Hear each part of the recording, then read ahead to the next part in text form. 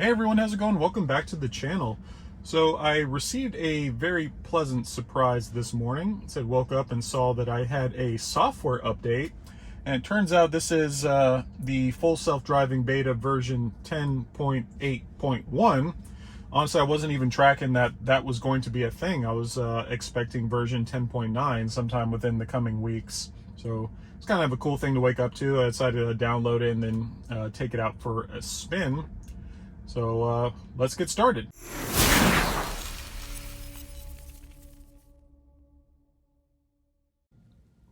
And yes, everyone, the PlayStation 5 is still here. Like I said on my previous video, once I hit 1,000 subscribers, I'll be giving away my PlayStation 5 to one lucky subscriber. So if you haven't subscribed yet, please feel free to do so for your chance to win this PlayStation 5. Thanks and good luck.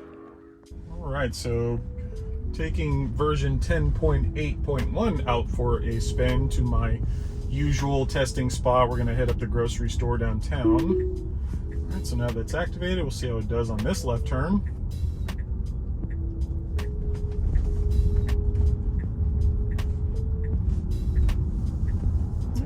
Overall, not bad. I've noticed with every software update that it gets faster and faster once it actually comes out of its turn. So it'll go straight and level on its turn, and then it'll just go super quick. Ooh, this is interesting. This is something new.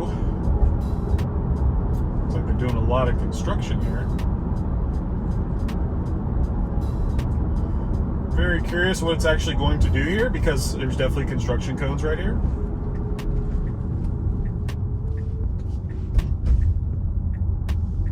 Wow, it actually navigated around that set of cones. I was actually very surprised. I was getting ready to take over. I was afraid I was going to crash through those cones.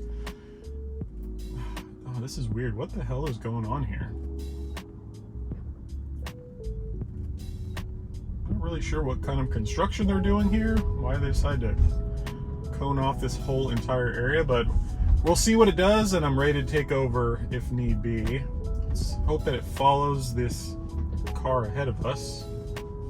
It's a little confused. Nope. I'll report that. It was definitely going to crash through those cones.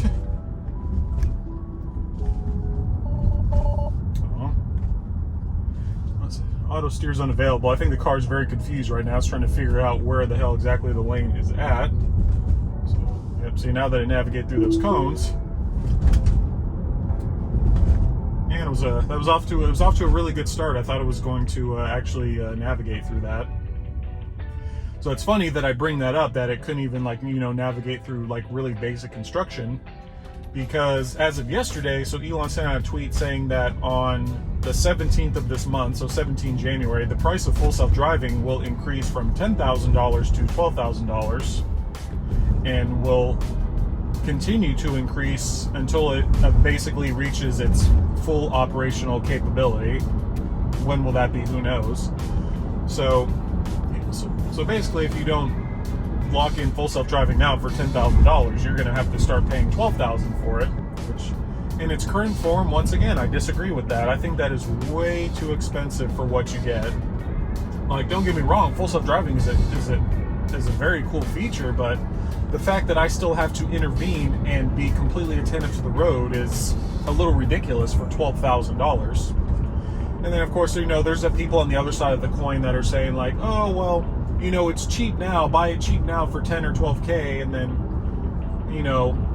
it'll be, once it's actually fully operational, it's going to be worth a lot more money. Like, I shouldn't be able to have to dump $10,000 or $12,000 into a product that may be fully operational someday, especially too considering the fact that full self-driving does not transfer when I sell my vehicle. Like, it sells to it'll transfer over to the person buying the vehicle. So full self-driving, if I were to purchase it for this Model Y today, it'll stay with the Model Y, but when I hop into a new Tesla, aka my Cybertruck someday, it won't transfer over to the Cybertruck. I'll have to pay $12,000 or more, whatever full self-driving costs at the time.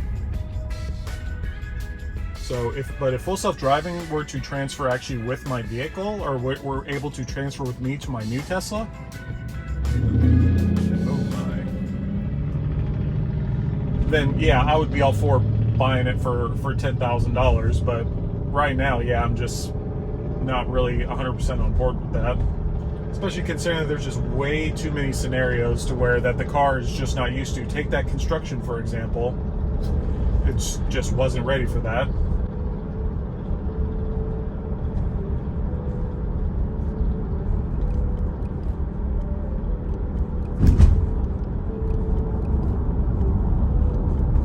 I don't know. I would like to hear all of your opinions on that.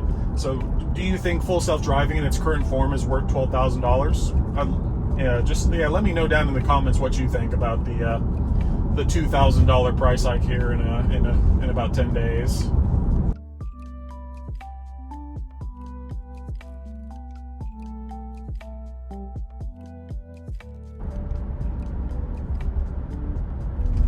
I'm not sure if y'all could see that or not. Man, I need to get a picture of that, but that Midas oils change place just said pumpkin spice oil changes are back. It's a very interesting marketing ploy. Problem is, I'm sure there's people out there that actually believe that there is a such thing as a pumpkin spice oil change. I thought it was funny. Really, other than the price increase of full self-driving, there's nothing really new in the Tesla / EV world. I guess Chevrolet did announce their new Silverado electric truck. It has a base price of $39,900. Basically, base price of $40,000. It can go all the way up to over $100,000. Which, when I saw the unveiling of it, honestly, it just looks exactly like the Chevy Avalanche, if y'all remember that from back in the day.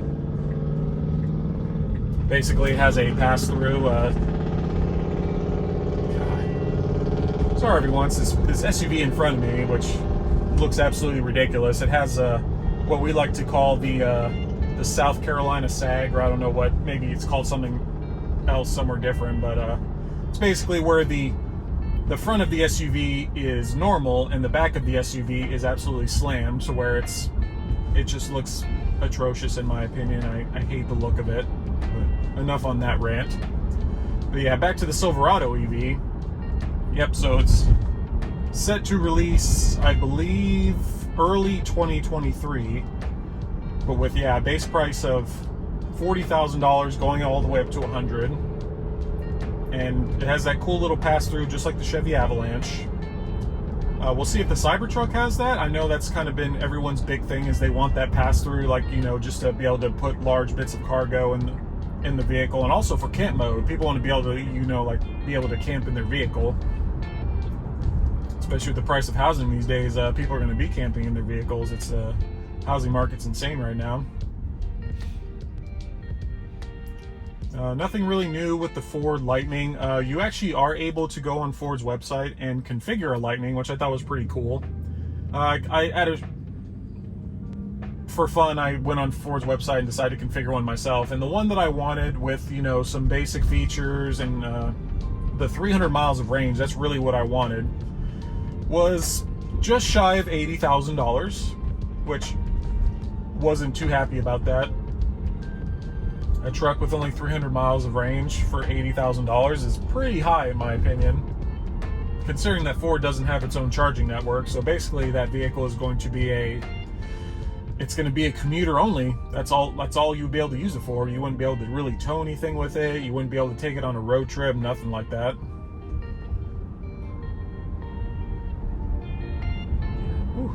That vehicle is hideous.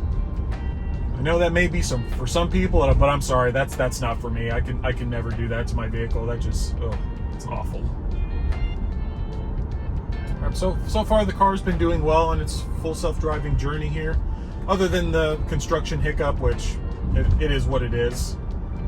Haven't noticed really any crazy changes with version 10.8.1. But overall, for the past, like I said, I've had full self-driving for the past few months. I've thoroughly enjoyed it. It's made driving a lot easier for me. Honestly, I couldn't imagine not having it. Which, that's my big worry. I know some other people will be worried about that as well. So even though full self-driving is going up to $12,000 on the 17th, he didn't say anything yet about the subscription service. He didn't say whether if that was going to go up or not. He did say that the price of the subscription service will go up in the future. Didn't say exactly when. So I'm not sure if on the 17th if it will go up or not. For those that aren't aware, it's currently $200 a month. It comes to like $215 a month with tax. So I don't know. I don't really have a cutoff point yet to where I just don't consider the subscription service really worth it. Like if it goes up to like $300, $400, $500 a month, that's just insane in my opinion. Honestly, it's a lot of money. That's basically like, in some people's eyes, that's a car payment just to have full self-driving in your car. I know Elon's trying to get people to go over towards like buying full self-driving outright, but it's just not there yet. All right, see what it does here on this right turn. Oh, God. Did it again. I don't know what it is with that turn lately. Like, so it did this last time where it just decided to not make the turn and just keep going. So overall, pretty disappointed in that one, because it's done this before where it won't turn here either. It will just keep going off on its merry way. So yeah, well, we finally made it here to the Publix downtown. Definitely was not the most successful drive in my opinion. On previous versions like 10.8 for example, and even earlier versions, I've seen a lot more successful drives, but this one is kind of meh in my opinion, especially considering it didn't make that very simple right turn. I honestly don't know what happened with that. That's so strange. Yeah, but that's all I got for this video. If you did enjoy it and some of the EV news I provided, please hit that thumbs up. And if you're not subscribed to my channel, please consider subscribing. The PlayStation 5 giveaway is still happening. We're almost halfway there in terms of subscribers. Like I said, I'll be giving away a PlayStation 5 once I hit 1,000 subscribers. So subscribe to my channel for a chance to win it. But I hope you enjoy the rest of your weekend. See ya!